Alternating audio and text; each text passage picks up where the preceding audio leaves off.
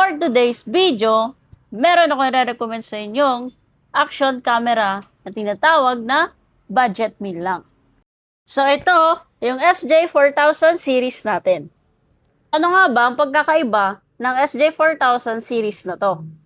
Ay natin tong SJ4000 Air. Itong SJ4000 Air natin, maabot na siya ng 1080p to 4K 30 FPS na resolution.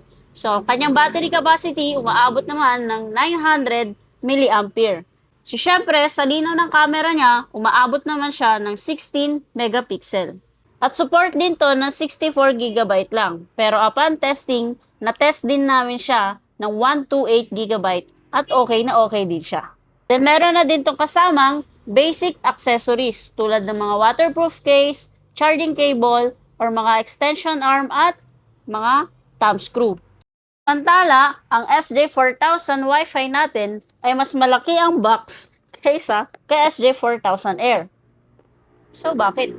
Kung sa spec ang pag-uusapan, mas maganda pa rin at mas malinaw ang SJ4000 Air kaysa kay SJ4000 Wi-Fi.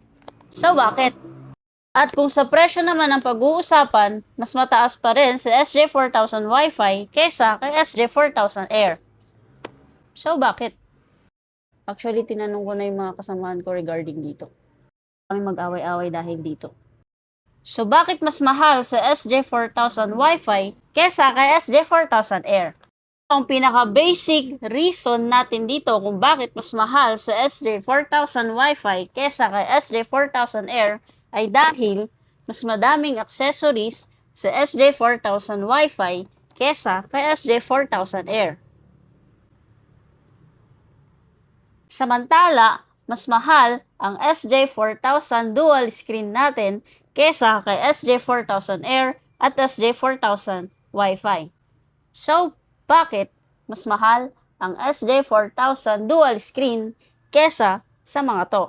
Si SJ4000 dual screen ay meron ding 900 mAh na battery capacity tulad ng SJ4000 Air at SJ4000 Wi-Fi. At sa memory card naman, support din hanggang 128GB. Parehas lang ng SJ4000 Air at SJ4000 Wi-Fi. So ano ang pinaka-common difference na SJ4000 dual screen? So ano nga ba? SJ4000 dual screen kasi ay merong tinatawag na gyro sensor. Alam mo yon? Yun ay ang tinatawag na anti-shaky. So ngayon, nalaman nyo na kung anong pagkakaiba ng SJ4000 series na to. So, kung naghahanap ka pa rin ng budget meal na action camera mo, pwedeng-pwede na to para sa'yo. Naghahanap ka ng pang safety purposes mo lang, ay pwedeng-pwede na tong SJ4000 series na to. Sa halagang 2,800 to 3,200, makakabili ka na ng action camera mo o di kaya para sa safety purposes mo. Available to sa memory.ph, Pasig, Parañaque, at Quezon City. Oops, ako pala si CJ. I-upload ko yung actual video ng SJ4000 series na to dyan sa comment section.